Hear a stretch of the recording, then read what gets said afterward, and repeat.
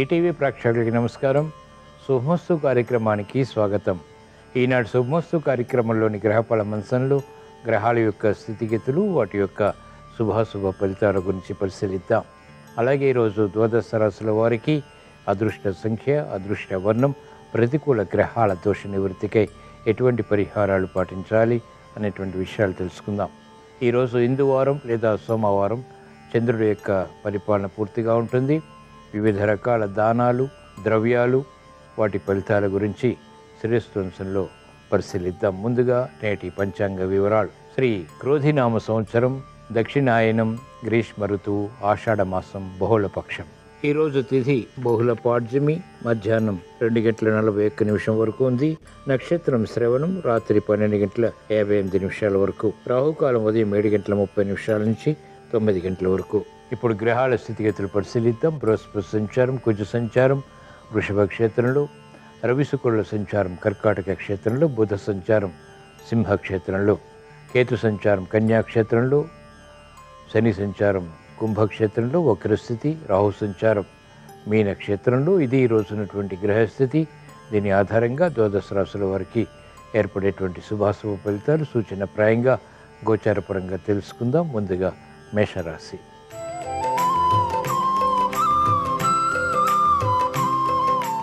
ఈరోజు మేషరాశి వారి ఫలితాన్ని పరిశీలించినట్లయితే ఆర్థిక వ్యవహారాల్లో అనుకూలత కొనసాగుతుంది. ప్రాధాన్యతతో కూడినటువంటి నిర్ణయాల ద్వారా మంచి విజయాలు కూడా వృత్తి, వ్యాపార, ఉద్యోగ సంబంధిత కార్యకలాపాల్లో పొందగలుగుతారు. అనుచిత పరిస్థితులు అనుకూలంగా మరల్చుకుని ఆశించినటువంటి ప్రయోజనాలు కూడా సాధించగలుగుతారు. గృహ విషయాల్లో చిరు సమస్యలు కొనసాగుతాయి. ఆర్థిక ఆందోళనకర పరిస్థితులు కూడా ప్రారంభమవుతాయి. మెరుగైనటువంటి కార్యక్రమ నిర్వహణలో నైపుణ్యం తగ్గుతుంది. విద్యార్థులకి మందత్వం ప్రారంభమవుతుంది. చేపట్టినటువంటి కార్యకలాపాలపై శ్రద్ధ తగ్గుతుంది. వైద్య వృత్తి వారికి అనుకూలం. న్యాయవాద వృత్తి వారికి ప్రగతి కొనసాగుతుంది. వ్యవసాయ రంగం వారికి ఆర్థిక విధి విధానాలు కలిసి వస్తాయి. ఈరోజు మేషరాశి వారు ప్రతికూల ప్రభావాన్ని దూరం చేసుకుని ఎదుర్కొని అనుకూలంగా మరల్చుకుని మంచి విజయాలు ఇంకా సాధించడానికి శ్రీ మహాలక్ష్మీదేవిని దర్శించడం, స్మరించడం, పూజించడం శ్రేయస్కరం. ఈరోజు మేషరాశి వారి అదృష్ట సంఖ్య 2. ఈరోజు మేషరాశి వారి అదృష్ట వర్ణం పసుపు.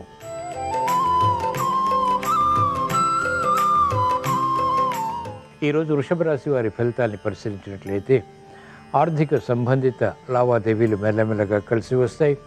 మానసిక క్లేశాలు ప్రబలమవుతాయి. చేపట్టినటువంటి కార్యకలాపాలపై స్థిరత్వం తగ్గుతుంది. ఏకాగ్రత తగ్గుతుంది. అనుచిత పరిస్థితులు అనుకూలంగా మరల్చుకునేటువంటి ప్రయత్నాలు వ్యాపార రంగం వారికి ఊరట కలిగిస్తాయి. మహిళలు గట్టి కృషితో కూడినటువంటి నిర్ణయాల ద్వారా మాత్రమే విజయాలు పొందగలుగుతారు.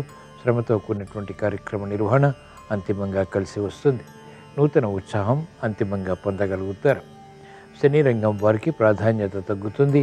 మెరుగైనటువంటి కార్యకలాపాలు వ్యాపార రంగం వారు మెల్లమెల్లగా పూర్తి చేయగలుగుతారు. క్రమశిక్షణ క్రీడా రంగం వారికి తప్పనిసరి. ఈరోజు వృషభ రాశి వారు ప్రతికూల ప్రభావాన్ని దూరం చేసుకుని ఎదుర్కొని అనుకూలంగా మరల్చుకుని మంచి విజయాలు ఇంకా సాధించడానికి శ్రీ మహావిష్ణువుని దర్శించడం, స్మరించడం, పూజించడం శ్రేయస్కరం. ఈరోజు వృషభ రాశి వారి అదృష్ట సంఖ్య 6. ఈరోజు వృషభ రాశి వారి అదృష్ట వర్ణం తెలుపు.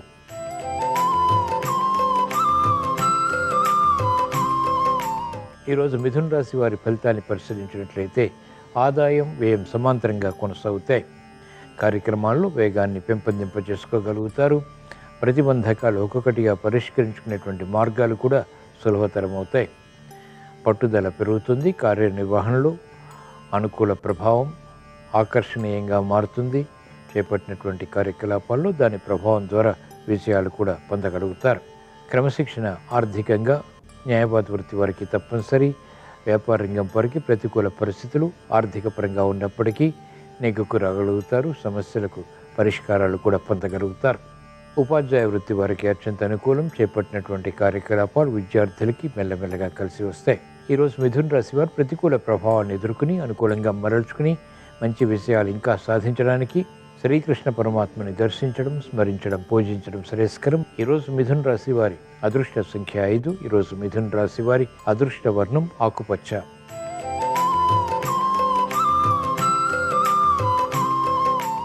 ఈరోజు కర్కాటక రాశి వారి ఫలితాన్ని పరిశీలించినట్లయితే లాభదాయకమైనటువంటి కార్యకలాపాలు ఆర్థిక పరంగా పొందగలుగుతారు. భూ సంబంధిత లావాదేవీలు కలిసి వస్తాయి. నూతన ఉత్సాహం గృహపరంగా ప్రారంభమవుతుంది. శుభ వార్తలు వింటారు. శుభ ప్రక్రియలు గృహంలో ఆనందానికి దారితీస్తాయి. వేధిస్తున్నటువంటి సమస్యలకు పరిష్కారాలు కూడా పొందగలుగుతారు. శ్రమను అధిగమించేటువంటి ప్రక్రియలు లాభిస్తాయి. మహిళలకు ఆనందకర సంఘటనలు గృహంలో నెలకొంటాయి. ఆర్థిక పరిస్థితి మెరుగవుతుంది. భాగస్వాములతో కూడినటువంటి నిర్ణయాలు వ్యాపార రంగం వారికి కలిసి వస్తాయి. నిస్సహాయ పరిస్థితుల నుంచి అనుకూల పరిస్థితులు సాధించగలుగుతారు.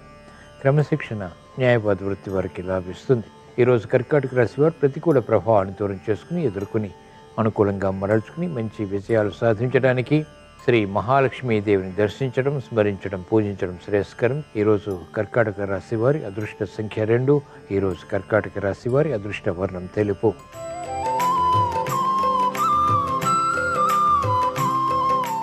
ఈరోజు సింహరాశి వారి ఫలితాన్ని పరిశీలించినట్లయితే ఆందోళనకర పరిస్థితులు ఆర్థికంగా ఉన్నప్పటికీ నిలదొక్కుకోగలుగుతారు. అభివృద్ధి ఆర్థికంగా ఆనందానికి దారితీస్తుంది కూడా.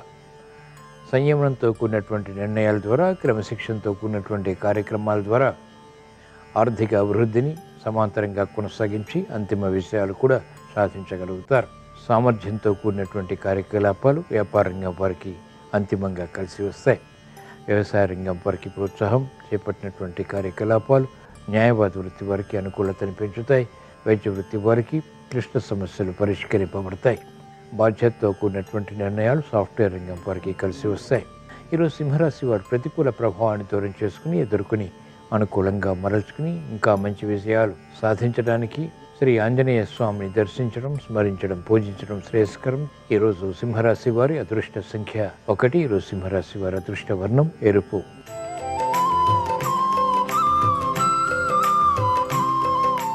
ఈరోజు కన్యారాశి వారి ఫలితాన్ని పరిశీలించినట్లయితే శుభ ప్రయత్నాలు కలిసి వస్తాయి. ఉద్యోగ వ్యవహారాల్లో ఎదుగుదల గోచరిస్తుంది. ఆనందకర వాతావరణం వృత్తి, వ్యాపార, ఉద్యోగ సంబంధిత కార్యక్రమాల్లో కూడా నెలకొంటుంది. సంతోష వార్తలు వింటారు. ప్రాముఖ్యత పెరుగుతుంది. గుర్తింపుతో కూడినటువంటి విషయాలు సంతృప్తిని, ఆత్మవిశ్వాసాన్ని పెంపొందింపచేస్తాయి. విద్యార్థులకి అత్యంత అనుకూల కాలం.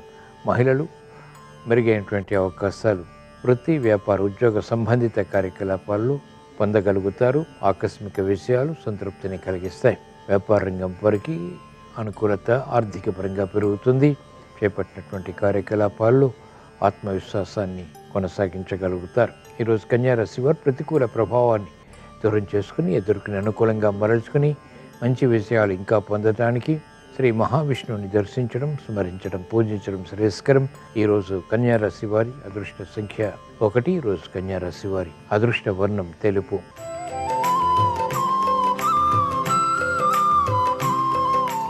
ఈరోజు తులారాశి వారి ఫలితాన్ని పరిశీలించినట్లయితే ఆకస్మిక విజయాలు, ఆకస్మిక పరాజయాలు ఎదుర్కోవాల్సి వస్తుంది. కార్యక్రమ నిర్వహణలో నైపుణ్యం క్రమక్రమంగా పెరుగుతుంది. చిక్కులు, సమస్యలు ఉన్నప్పటికీ ఆర్థిక వ్యవహారాల్లో ఆచితూచి వ్యవహరించి అంతిమంగా విజయాలు సాధించగలుగుతారు. ఆరోగ్య విషయంలో సమస్యలు ఆకస్మికం. మెరుగైనటువంటి అవకాశాలకై తహతహ పెరుగుతుంది. విద్యార్థులకి సూక్ష్మత తగ్గుతుంది. విద్యపై అవగాహనతో కూడినటువంటి కార్యక్రమ నిర్వహణ ఆకస్మికంగా ప్రతికూలతను పెంచుతుంది. మెరుగైనటువంటి కార్యకలాపాలు మహిళలు మాత్రం కొనసాగించగలుగుతారు. పరాభవాలు వృత్తి, వ్యాపార, ఉద్యోగ సంబంధిత కార్యకలాపాలు ఎదుర్కోవాల్సి వస్తుంది. ఈరోజు తులారాశి వారు ప్రతికూల ప్రభావాన్ని దూరం చేసుకుని ఎదుర్కొని అనుకూలంగా మరల్చుకుని ఇంకా మంచి విషయాలు సాధించడానికి మహాకాళి అమ్మవారిని దర్శించడం, స్మరించడం, పూజించడం శ్రేయస్కరం. ఈరోజు తులారాశి వారి అదృష్ట సంఖ్య 2. ఈరోజు తులారాశి వారి అదృష్ట వర్ణం తెలుపు.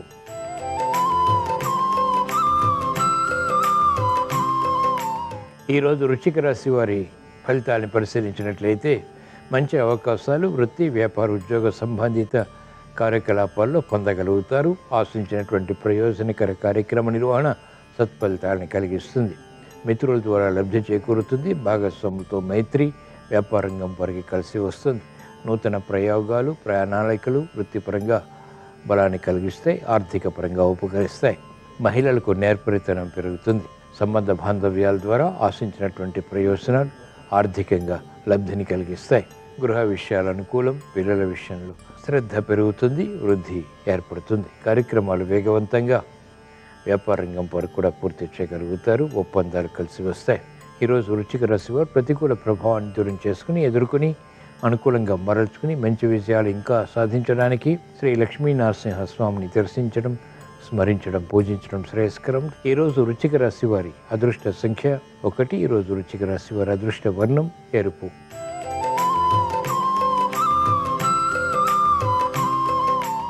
ఈరోజు ధనుసు రాశి వారి ఫలితాన్ని పరిశీలించినట్లయితే మానసిక ధైర్యం తగ్గుతుంది. చేపట్టినటువంటి కార్యకలాపాలపై అపోహలు ప్రబలమవుతాయి. స్థిరత్వం తగ్గుతుంది.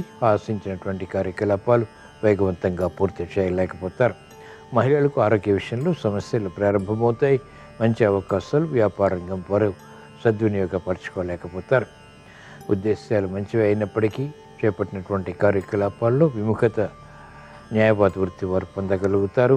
విద్యార్థులకి గట్టి ప్రయత్నాలు, గట్టి కృషి విద్యాపరంగా తప్పనిసరి. శ్రద్ధతో కూడినటువంటి కార్యక్రమాలు మాత్రమే ఉపకరిస్తాయి. మెరుగైనటువంటి అవకాశాలు క్రీడారంగం వారికి క్రమక్రమంగా లభిస్తాయి. చేపట్టినటువంటి కార్యకలాపాలు వైద్య వృత్తి వారికి ఆశాజనకంగా మారుతాయి. ఈరోజు ధనుసు రాశి వారు ప్రతికూల ప్రభావాన్ని దూరం చేసుకుని ఎదుర్కొని అనుకూలంగా మరల్చుకుని మంచి విషయాలు ఇంకా సాధించడానికి శ్రీ లక్ష్మీ నరసింహస్వామిని దర్శించడం, స్మరించడం, పూజించడం శ్రేయస్కరం. ఈరోజు ధనుసు రాశి వారి అదృష్ట సంఖ్య 3. ఈరోజు ధనుసు రాశి వారి అదృష్ట వర్ణం ఎరుపు.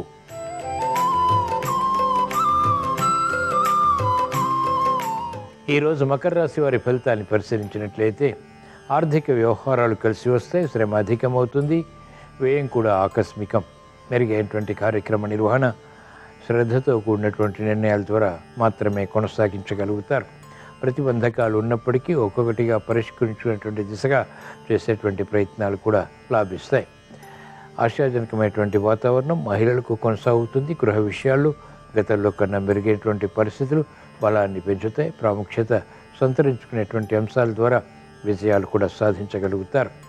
విద్యార్థులకి అత్యంత అనుకూలం. చేపట్టినటువంటి కార్యకలాపాలు వ్యాపార రంగం వారికి ఉత్తేజాన్ని పెంపొందింపచేస్తాయి, బలాన్ని కలిగిస్తాయి, ఆర్థిక రక్షణకి దోహదపడతాయి. ఈరోజు మకర రాశి వారు ప్రతికూల ప్రభావాన్ని దూరం చేసుకుని ఎదుర్కొని అనుకూలంగా మరల్చుకుని మంచి విజయాలు ఇంకా సాధించడానికి శ్రీ వెంకటేశ్వర స్వామిని దర్శించడం, స్మరించడం, పూజించడం శ్రేయస్కరం. ఈరోజు మకర రాశి వారి అదృష్ట సంఖ్య 3. ఈరోజు మకర రాశి వారి అదృష్ట వర్ణం ఆకుపచ్చ.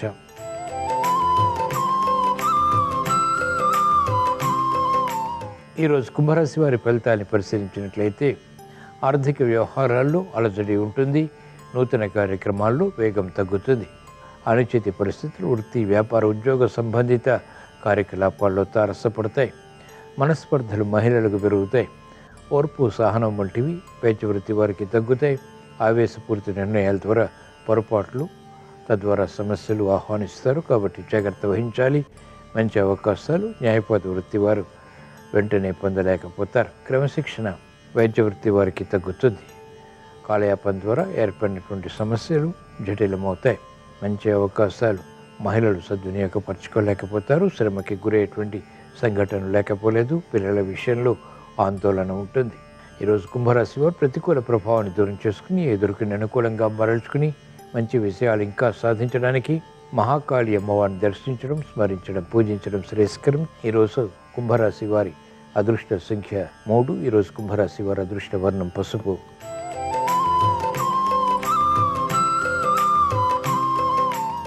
ఈరోజు మీన రాశి వారి ఫలితాన్ని పరిశీలించినట్లయితే సమర్థత పెరుగుతుంది. ఆగిపోయినటువంటి కార్యకలాపాలు పునఃప్రారంభించగలుగుతారు.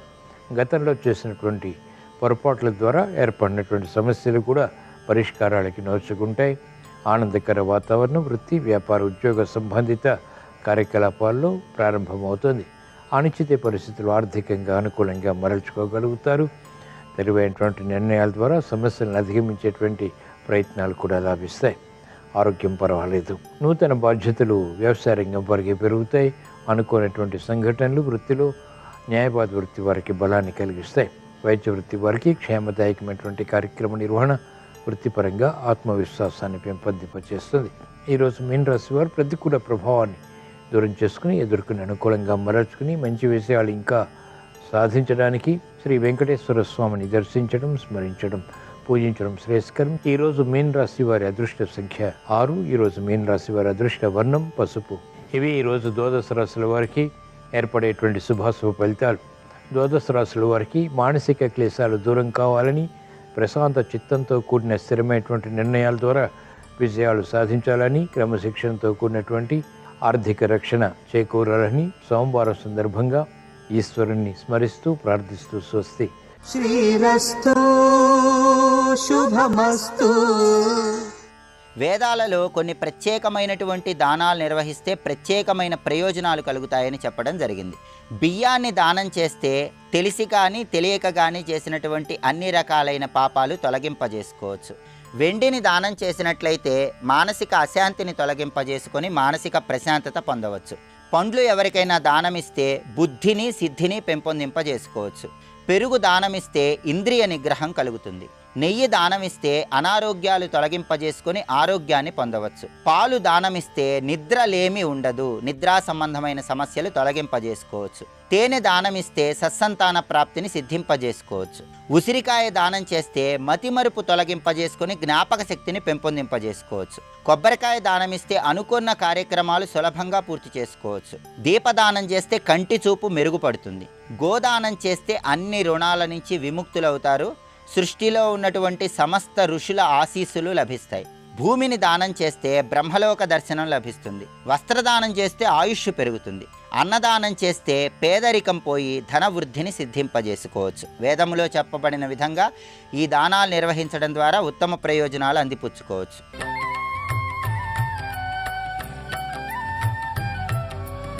గురుర్బ్రహ్మా గురుర్విష్ణుః గురుర్దేవో మహేశ్వరః గురుః సాక్షాత్ పరం బ్రహ్మ తస్మై శ్రీ గురవే నమః. ఆయన పృథివి నుండి పాఠం నేర్చుకున్నారు. పృథివి నుండి పాఠం ఎలా నేర్చుకుంటారు? భూమి నుండి. అంటే భూమికి విశేషమైనటువంటి క్షమాగుణం ఉంది. భూమికి ఉన్నంత ఓర్పు లోకంలో ఏ ప్రాణికి ఉండదు. యావత్ పవనో నివసతి దేహే తావత్ పృచ్చతి కుశలంగేహే గతవతి వాయో దేహాపాయే భార్యా బిభ్యతి తస్మిన్ కాయే అంటారు శంకర భగవత్పాదులు. ఎంతకాలం ఊపిరి తీసి విడిచిపెడుతున్నామో అంతకాలం మాత్రమే బాగున్నారా బాగున్నారా బాగున్నారా అంటారు. ఊపిరి తీసి వదలలేదనుకోండి మరణించాడు. వదిలినటువంటి ఊపిరి తీయలేదనుకోండి మరణించాడు. మృత్యువు ఎక్కడున్నది అంటే తీసిన ఊపిరికి విడిచిపెడుతున్న ఊపిరికి మధ్యలో ఉంది. అంటే నిజానికి మృత్యువంత సన్నిహితంగా ఇంకా ఏదీ లేదు, అంత దగ్గరగా ఉంటుంది మృత్యువు.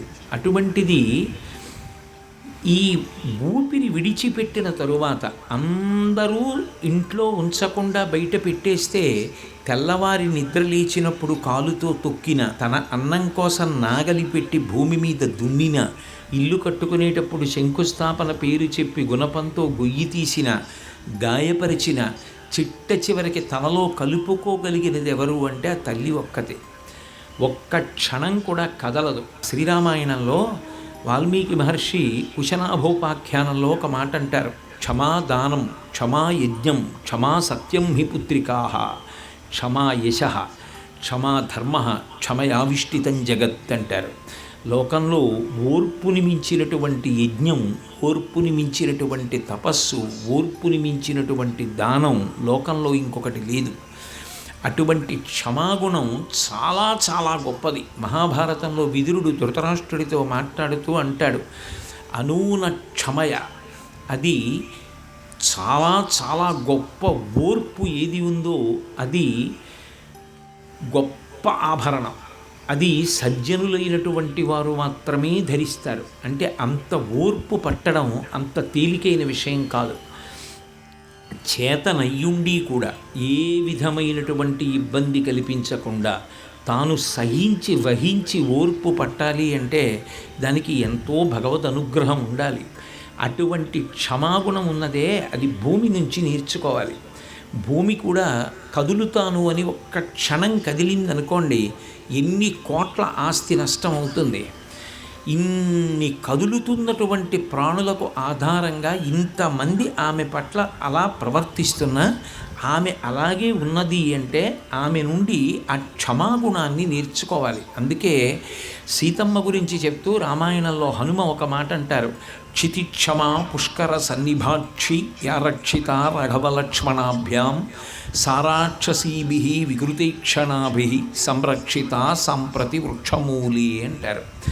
ఆ తల్లి జనక మహారాజు గారి యొక్క అయోనిజ అయిన కుమార్తె, దశరథ మహారాజు గారి పెద్ద కోడలు, రామచంద్రమూర్తి యొక్క ఇల్లాలు, లక్ష్మణమూర్తికి వదిన గారు, సూర్యకిరణములు కూడా మీద పడవలసినటువంటి అవసరం లేనటువంటి రీతిలో భోగభాగ్యముల మధ్య పెరిగినటువంటి తల్లి.